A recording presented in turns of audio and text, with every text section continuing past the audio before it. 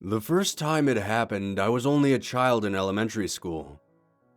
I was sitting in class one day while our teacher scribbled on the blackboard behind her. I glanced over and saw that one of the desks was empty. I quickly realized who it belonged to. It belonged to a kid named Alex. He was an average kid, not very remarkable in any way, but was always kind to anyone who interacted with him. While I stared at the vacant desk wondering if he had gotten sick that day, my teacher snapped a ruler on her desk and called my name. I broke out of my daze and stared at her while the rest of the class laughed. The day finished normally and I went home. The next day at school, while the class slowly started to trickle in, I found myself looking for Alex to walk through that door. I'm not sure why I was so invested in this kid's life, but nonetheless, I watched and waited. He never showed. Once school had started, the teacher began to take roll call, and after a few minutes, she was finished. She never once mentioned Alex's name. When I realized this, I quickly wondered if he had suddenly transferred schools and I just hadn't been paying attention. During recess, I asked one of my classmates who sat in the desk adjacent to Alex's if they knew what happened to him. When I asked them, they gave me a very confused look and replied with only 2 words. "Who's Alex?" I thought I was going crazy. I could picture Alex's face clearly in my mind. There was no way someone could just vanish like that. After school that day, I stopped the teacher and asked her where Alex went to, and she didn't know who I was talking about. I then gestured to the empty desk in the classroom. She just shook her head and said that desk had been vacant all year. The look of utter confusion across my face sent off red flags to my teacher, and she tried her best to comfort me. She said that maybe it was a kid in a different class, and she asked me if I knew his last name. Unfortunately, for the life of me, I couldn't remember his last name, so I simply shook my head. She consoled me and told me that I might have just gotten confused, even though I was sure I wasn't. There wasn't much else I could do, so I just nodded politely and left. The second time it happened was when I was in high school. Everybody knew about Jimmy Williams. He was the pinnacle of high school royalty.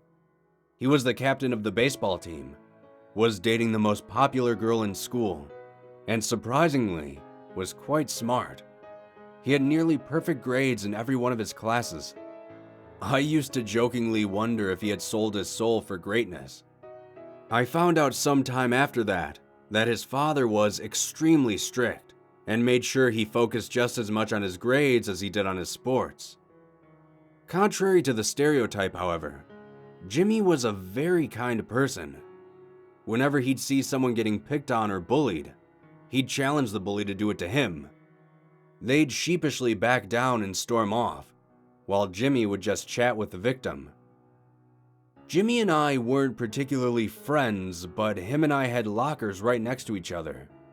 He'd always give me a passing "hey" when he'd see me, and I'd return the gesture. One day, I walked into school, making my way towards my locker, when I noticed someone rifling through Jimmy's locker. I walked up to this person and asked him what he was doing. The guy just glared at me and told me none of my business. I asked him why he was going through Jimmy's locker, and he just looked at me once again before asking, "Who's Jimmy?"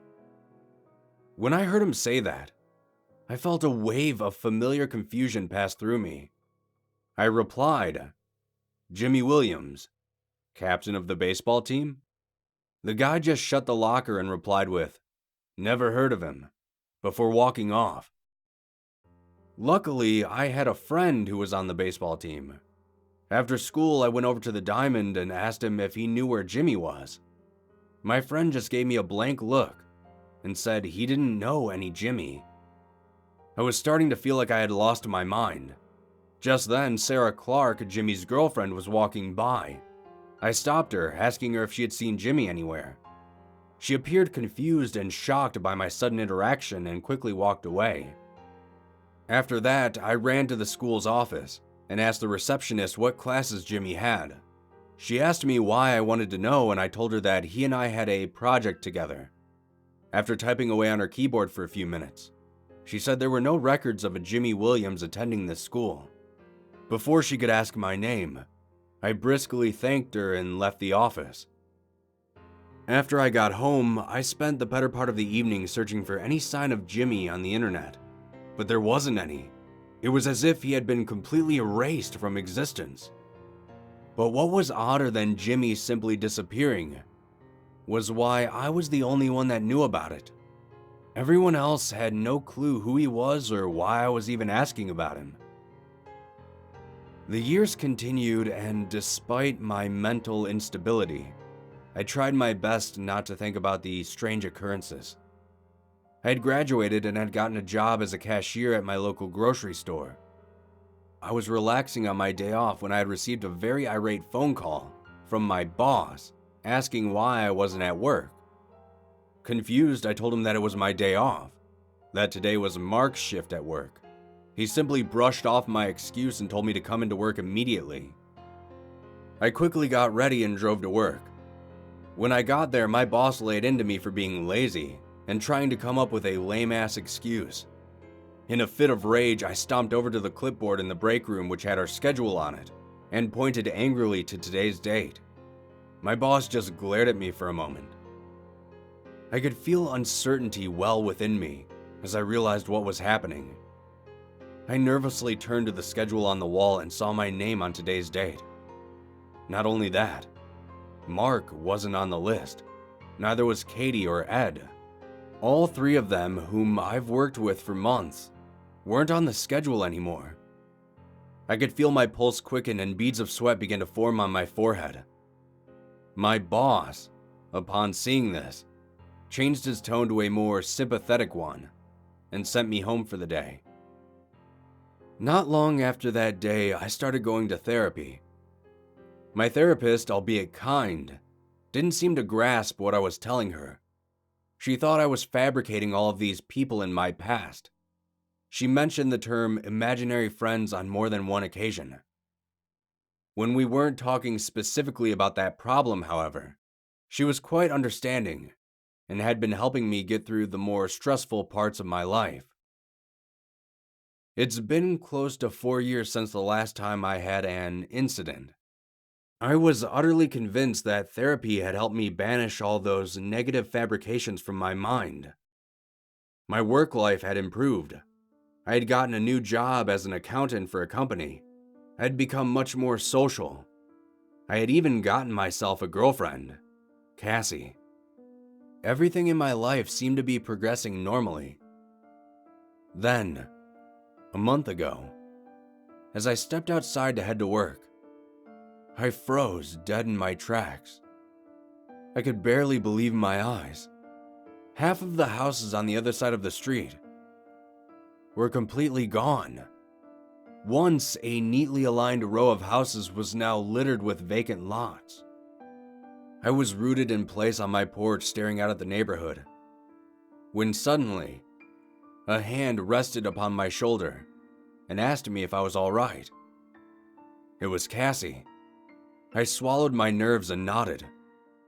I asked her if those lots across the street had always been there, to which she nodded somberly. She had been aware of my condition ever since we started dating, and while she was very understanding, she was unsure of what to do. She asked me if I'd like to stay home, but I declined. I went to work, and when I started my shift, I noticed that quite a number of cubicles were empty. I didn't say anything. I quietly finished my work and drove home. That brings me to yesterday. When I woke up, I rested my hand on the other side of my bed. It was empty. A fear that I had long since repressed overwhelmed me. I stood up from my bed and called out to Cassie. I ran from room to room calling her name. With each shout, I felt more and more hopeless. When suddenly, I heard a voice asking me what was wrong from behind me. I turned and saw Cassie standing there confused. I ran to her and gave her a long embrace. I had never been happier to see someone in my entire life. Immediately, I packed a few bags and told her not to leave my sight. Within a half hour, we had loaded the car and drove out of that town. I don't know if I simply lost my mind, or if the people I remember truly just vanished into thin air. But as we drove out of the town, I couldn't help but stare fearfully at all the vast empty land that now took up the entire northern half of the town. If any of you live in a small town, and you start to notice people disappearing left and right, run. Get in your car and run as far away from that town as possible, before you end up losing someone close to you.